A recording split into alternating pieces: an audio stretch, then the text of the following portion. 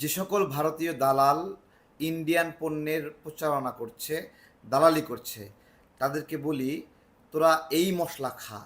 পচা রুটি শুকায়ে ব্লেন্ড করেছে, পচা ভাত শুকায়ে ব্লেন্ড করেছে, ব্লেন্ড করে আবার কাঠের গুঁড়াও এর সঙ্গে দিয়ে ব্লেন্ড করেছে।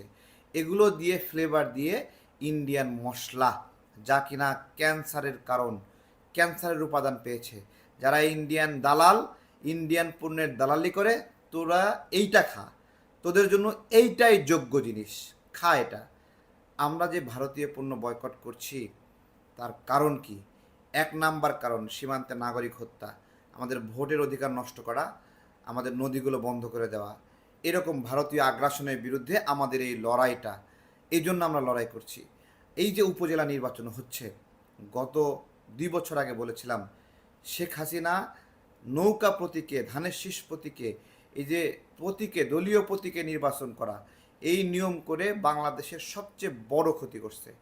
এইবার শেখ হাসিনা এই নৌকা প্রতীক তুলে দিছে, ধানের শীষ প্রতীক তুলে দিছে, যে দলীয়ভাবে না, নির্দলীয়ভাবে যে যার মতো নির্বাচন করবে, এটা সে বলছে। হাসিনা নিজে বোঝে না যে সে নিজেই এই নির্বাচনের জন্য সবচেয়ে বড় বাধা। হাসিনা বোঝে না তার উপস্থিতি একটা সুষ্ঠু নির্বাচনের বাধা।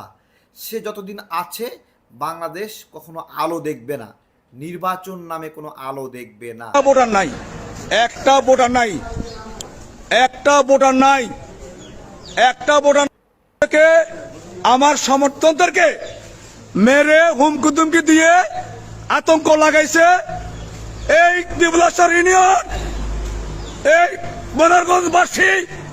আমি হারাম খাই নাই, আমি দুর্নীতি করি নাই, আমি শহীদ মুক্তিযোদ্ধার সন্তান, আমার রক্তে রঞ্জিত করেছে, তারপরে আওয়ামী লীগ চাই নাই।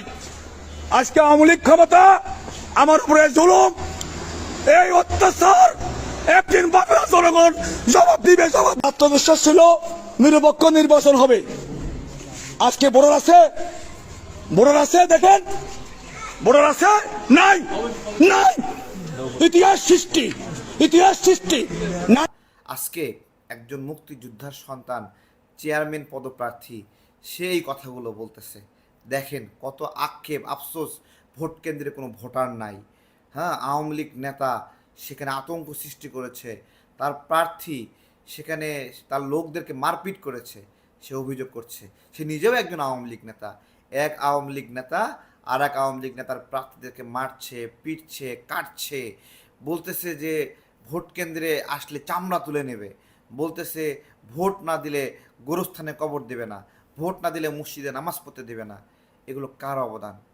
আমরা কেন ভারতীয় পণ্য বয়কট করছি আপনারা বোঝেন?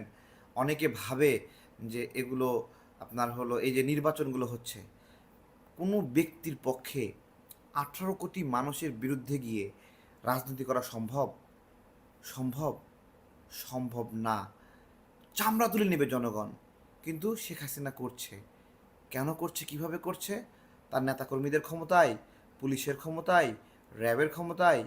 ওই পুলিশে তো আমার 85% মানুষ যারা হলো হাসিনার বিরুদ্ধে, ওই র্যাবে 85% মানুষ হাসিনার বিরুদ্ধে।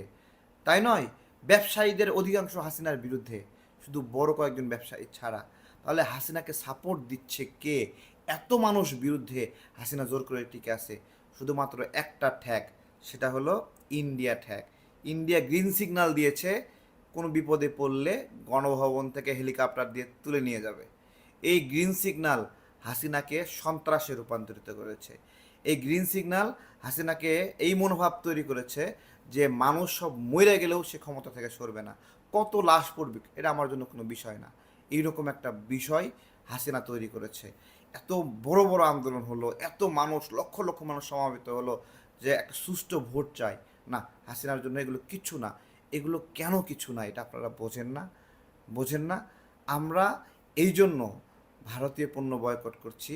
আমাদের উপরে যে রাজনৈতিক আগ্রাসন হাসিনা ভারতের মাধ্যমে করছে, সেই ভারতকে এখান থেকে সরাতে হবে। আমি আপনাদেরকে আশ্বস্ত করছি, ভারত এই খেলা থেকে সরে গেলে হাসিনা 80% দুর্বল হয়ে যায়, 80%। তারপরে যে যার ভালো লাগে গান্ডুলি খেলেন, মানে হলো লুকাচুরি খেলেন, গোলাশুট খেলেন, ফুটবল খেলেন, ক্রিকেট খেলেন, যার যে খেলা ভালো লাগে খেলেন, আগে ইন্ডিয়াকে সরান। শেখ হাসিনা কত হ্যাটাম, ইন্ডিয়াকে সাইডে রেখে আসে খেলতে আসুক। আমি তো বলতেছি পুলিশ প্রশাসন র্যাব এর মানে অধিকাংশই নাগরিকদের পক্ষে, জনগণের পক্ষে। এরা আসতে পারে না কেন? কারণ একটা বড় রাষ্ট্র 3 দিক থেকে ঘিরে আছে, তারা সেখানে আতঙ্ক সৃষ্টি করছে। আমি বলি আতঙ্কিত হয়েন না। আমাদের ভারতীয় পণ্য বয়কটের এই আন্দোলনটাকে আল্লাহর রস্তে রাজনৈতিক আন্দোলনে রূপান্তরিত করতে সহযোগিতা করেন। এই আন্দোলন রাজনৈতিক আন্দোলনে রূপান্তরিত হলে রাজনৈতিকভাবে ইন্ডিয়া লাথি খাবে। আর ইন্ডিয়ার যে দালালগুলো, তারা রাজনৈতিক দলগুলোকে কি বোঝাচ্ছে জানেন? আরে এটা একটা সামাজিক আন্দোলন, তুমি রাজনীতি করো, 2 দিন পরে ক্ষমতায় আসতে পারো, তুমি কেন ইন্ডিয়ার সঙ্গে স্থায়ী শত্রু হবা? এইটাই কিন্তু ইন্ডিয়ার যারা দালাল আছে তারা বিরোধী দলকে বোঝাচ্ছে, ছোটো ছোটো দলকে বোঝাচ্ছে। ছোট একটা দল, সেই ছোট দল সেও মনে করে সে ক্ষমতায় যাবে। এখন ইন্ডিয়ার বিরোধিতা করলে ক্ষমতায় যাওয়ার হবে না। এইরকম একটা গরিব চিন্তা দিয়ে সবাই ডুবে আছে। ক্ষমতায় যাবে, ইন্ডিয়া সহযোগিতা করবে। ইন্ডিয়া হাসিনা ছাড়া কাউকে বিন্দু পরিমাণ বিশ্বাস করে না।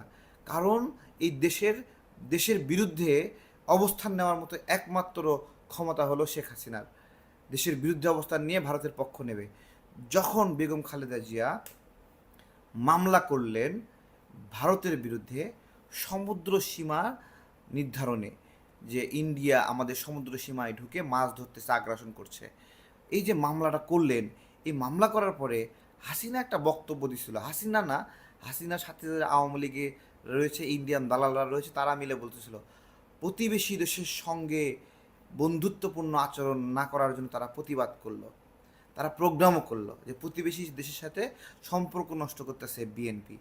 চিন্তা করতে পারেন? পরে যখন এই সমুদ্র সীমা আন্তর্জাতিক আদালতের মামলায় বাংলাদেশ জিতলো, তখন হাসিনার লোকেরা দিন টানাতান নাচতেছে, তারা সমুদ্র সীমা উদ্ধার করছে। আরে বেটা, এই মামলাটা বেগম খালেদা জিয়া করেছিল, তোদের করার হিম্মত নাই। আরেকটা মামলা কর দেখি, নদীগুলো দখল হয়ে আছে।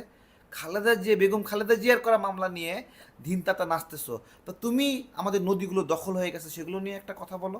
এগুলো নিয়ে বেগম খালেদা জিয়া বিশ্ব জলবায়ু সম্মেলনে আমাদের 54 নদীর উপরে 500 বাঁধ নিয়ে প্রতিবাদ করেছিলেন, এবং এমন ভাষায় প্রতিবাদ করেছিলেন যে ইন্ডিয়ার গায়ে জ্বালা পড়া শুরু হয়েছিল।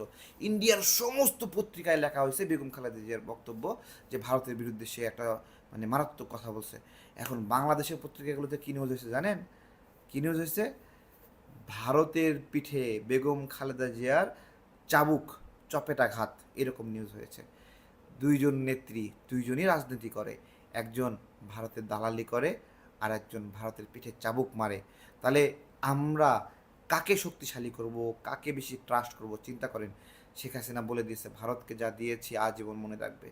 25 কিলোমিটারের ট্রানজিট দরকার বাংলাদেশের, সেই ট্রানজিটটা না নিয়ে শেখ হাসিনা ইন্ডিয়াকে 450 কিলোমিটারের ট্রানজিট দিল। ভারতকে কি দিয়ে দিল?